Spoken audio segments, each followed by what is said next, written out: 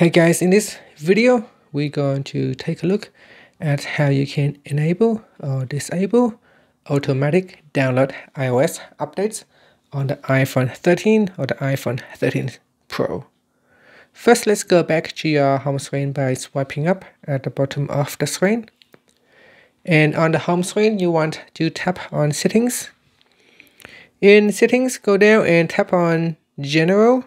Then tap on Software Update. Next, tap on the Automatic Updates. By default, this is set to on. You can go in here and turn off Download iOS Updates. And once you turn that off, then the Install iOS Updates also get deactivated.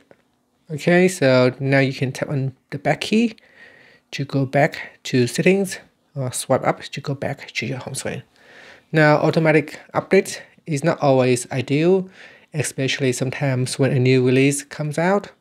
It can be buggy and cause issue with your phones.